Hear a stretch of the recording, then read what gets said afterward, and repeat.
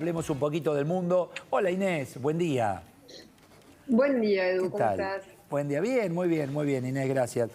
Contame un poquito el tema, bueno, ya cantidad de rehenes liberados en primera instancia. Contame el tema rehenes y después sobre esta reanudación de ofensiva por parte de Israel.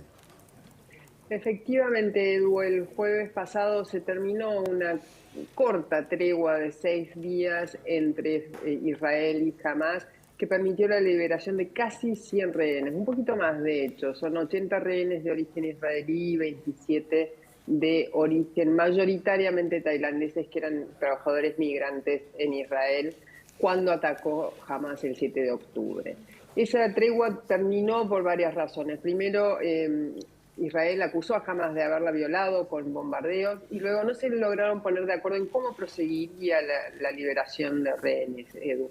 Esa liberación estuvo marcada el jueves mismo por un dato dramático, que fue el anuncio de Hamas de que los dos rehenes más pequeños, ellos de origen argentino, Kafir y Ariel Vivas, habrían muerto junto con su mamá en los bombardeos israelíes. Ese fue el tramo de liberación que aún hoy tiene en vilo Israel. A partir de ayer, los bombardeos israelíes comenzaron con mucha fuerza. De acuerdo con Hamas, dejaron al menos 178 muertos y hay un cambio de estrategia de Israel que preanuncia, Edu, que este conflicto va a seguir y va a seguir con un altísimo costo en vidas probablemente. De hecho, algunas fuentes en Israel creen que este conflicto seguirá incluso iniciado 2024, es decir, por lo menos un mes más. Y esa señal de que puede haber más víctimas civiles muertas, sobre todo en la Franja de Gaza, es que los bombardeos ahora empiezan a focalizarse en el sur de Gaza, no ya tanto en el norte. Recordemos que la primera parte de esta ofensiva aérea y terrestre se focalizó en el norte, donde se congregan no solo en la mayor parte de los 2.300.000 gazatíes, sino también fundamentalmente la comandancia de Hamas en túneles construidos debajo de instalaciones y edificios civiles. Entonces, una vez que ha sido prácticamente arrasada la infraestructura edilicia del norte de Gaza, Israel ahora empieza a focalizarse en el sur. El problema es que todos aquellos habitantes que vivían en el norte se refugiaron en el sur y Claro. ahora ya no tienen mucho lugar a donde ir, Edu. Y ese es uno de los grandes dilemas que abre esta nueva etapa de bombardeos de Recuerdo que en Israel. su momento se indicaban trasladarse hacia el sur.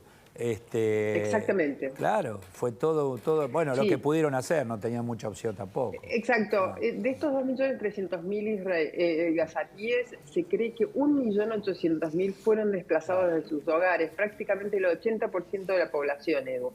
Y ese desplazamiento se fue en masa hacia el sur, porque Israel, como vos decías, había pedido a los gazatíes que abandonaran el norte para así poder apuntar a ser blanco en la comandancia de Hamas sin un alto costo civil. Sin embargo, ahora ya en el sur no tienen a dónde ir, porque recordemos que el paso con Rafah, que es la frontera entre Gaza y Egipto, está cerrado. Uno se pregunta dos cosas. Primero, ¿cuánto se va a extender esta situación? Algo ya respondiste. Y por otro lado, si ya hay información de cómo se filtraron en Israel estos terroristas. Sí, cada vez hay más información sobre eso, es una muy buena pregunta, Edu, porque cada vez empiezan a surgir más informaciones. La más contundente surgió esta semana a través del New York Times, el diario norteamericano, que publicó un informe que dice que Israel ya hacía un año se había topado con los planes de esta masacre perpetrada por Hamas en Israel el 7 de octubre y esos planos, esa proyección era muy detallada y concordaba mucho con lo que efectivamente sucedió. Y la pregunta, Edu, la pregunta siguiente es, ¿por qué entonces los altos dirigentes militares y políticos de Israel no le prestaron atención a este plan de Hamas? Básicamente porque en ese momento y en lo que siguió del transcurso de este último año, Israel pensaba que la amenaza de Hamas estaba prácticamente neutralizada, porque Hamas hacía mucho que no lanzaba, hacía prácticamente 2 años que no lanzaba grandes ofensivas, y esas grandes ofensivas de Hamas habían sido fundamentalmente aéreas en la última década. Por lo tanto, no concordaba con la imagen que la dirigencia militar y política tenía de Israel, de Hamas, con lo que efectivamente es ese plan. Fue básicamente una subestimación gigantesca y dramática de lo que verdaderamente podía ser Hamas. Mirá que interviene todo el mundo, bueno, incluso el Papa. Bueno, y hablando del Papa, más allá de sus temas de salud, etcétera, ¿qué tema que tiene con el ala ultraconservadora, no? Contame un poquito. ¿Hay ahí algún encontronazo, digamos? Así es, Edu. Te diría que uno ha sido en estos 10 años y algunos meses de papado de Jorge Bergoglio, esa ha sido la constante, su enfrentamiento, y una constante que crece y crece peligrosamente, su enfrentamiento con el ala ultraconservadora de la Iglesia. Esa ala está fundamentalmente identificada con la Iglesia norteamericana, con la jerarquía de la Iglesia norteamericana. La jerarquía, no toda, hay muchos, hay como 200, más de 200 obispos en Estados Unidos, pero la jerarquía más importante.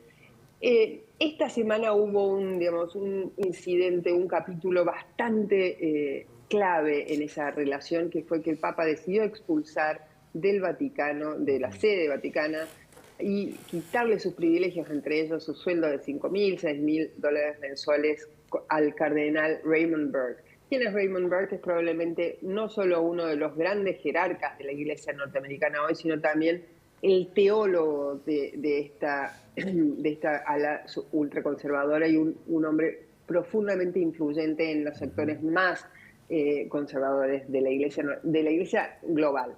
Ahora, ¿qué representa eso para el Papa? Y acá hay un problema. Hay dos iglesias que son las más ricas del mundo y que son las que más proveen fondos al Vaticano, que son la norteamericana precisamente y la alemana. ¿Y cuál es el problema con la alemana? Que la alemana es la contracara de la iglesia norteamericana, que es la iglesia más progresista dentro de la iglesia católica global, y también tiene sus reclamos al Papa. Claro. Es decir, que el Papa está hoy entre dos polos en los cuales tiene que hacer equilibrio permanente, no solo por una cuestión doctrinaria, no solo por una cuestión de alcance a los fieles, sino también por una cuestión económica, Edu. Hablando de Estados Unidos, ¿viene Donald Trump a la asunción del nuevo gobierno, a la presentación y todo lo que va a ocurrir el próximo domingo? Es una incógnita que aún los organizadores de la asunción de Javier Milei el próximo domingo no saben, no pueden dilucidar.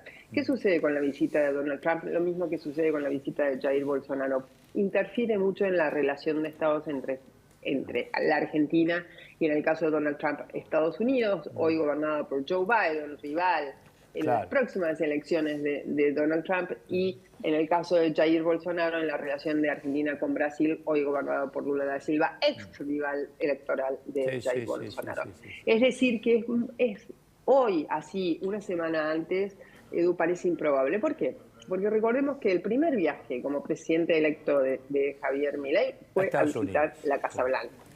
Y en la Casa Blanca le dejaron claro a Milei que están dispuestos, primero, a escuchar y observar con mucha atención sus planes económicos, fundamentalmente los económicos. Segundo, a asistirlo en lo que Estados Unidos, la Casa Blanca, que recordemos que es el país con más votos dentro del FMI, o la mayor cuota de votos en el FMI, asistirlo con toda la ayuda que necesite para llevar a cabo ese plan, pero que no deje que la política interfiera en la relación. Y eso fue un mensaje directo a decir, todos los coqueteos políticos que hasta ahora tuvo Javier Milei con Donald Trump tal vez deban pasar ya no a un segundo plano. Sino ahora, yo te hago una pregunta en relación a las próximas elecciones de Estados Unidos. ¿Cómo está parado Donald Trump en cuanto a posibles votantes? ¿Bien, regular, mal? Mira, hoy las encuestas son bastante poco concluyentes, Edu, porque tenés encuestas que dicen que ganaría Joe Biden por una diferencia de entre 2 o 4 puntos porcentuales, es decir, prácticamente dentro del margen de error, un empate técnico, y encuestas que dicen lo mismo, pero para Trump. Entonces es muy difícil decir en dónde están parados. Hay un dato cierto, que es que ambos cuentan con un altísimo rechazo. Joe Biden, por su edad, que ya sobrepasó los 80 años, y Donald Trump, que está muy por debajo de los 80 años, pero por todos sus desafíos legales y jurídicos de acá que hoy tiene y que probablemente aumenten en los próximos años. Ambos con altísima tasa de rechazo. Empiezan a surgir los candidatos independientes que probablemente le quiten votos a la hora de las elecciones generales, que son ya casi, ya dentro de menos de un año. Más allá de Donald Trump, mandatarios, lista, ya hay una lista de quienes van a visitar la Argentina el próximo fin de semana. Efectivamente, Edu, y no es muy amplia la lista de mandatarios confirmados. Se cursaron 200 invitaciones, es decir, prácticamente a todos los jefes de Estado, pero es decir, prácticamente a todos, no a todos. ¿Quiénes son los excluidos de esa lista de invitados? Por supuesto, Nicolás Maduro de Venezuela, Daniel Ortega de Nicaragua y Miguel Díaz-Canel de Cuba. Se le agrega Ebrahim Raisi, que es el presidente de Irán. Ellos han sido intencionalmente excluidos de esa lista. Por lo tanto, el resto de la lista tiene hasta hoy, muy pocas confirmaciones. Gabriel Boric de Chile, Luis Lacalle Pou de Uruguay y Santiago Peña de Paraguay. Desde Europa llegarían el rey Felipe de España y una muy curiosa visita de Víctor Orbán, hoy líder de Hungría, el jefe de gobierno de Hungría, un hombre probablemente emblemático, el más emblemático de la derecha más extrema de Europa. Buen fin de semana, Inés. Gracias. Igualmente, Edu, que estés muy bien. Muchas gracias. Gracias. Buen día. Bueno, hablando de buen día, a ver cómo está el día. Claro que sí. ¿Qué nos espera este fin de semana?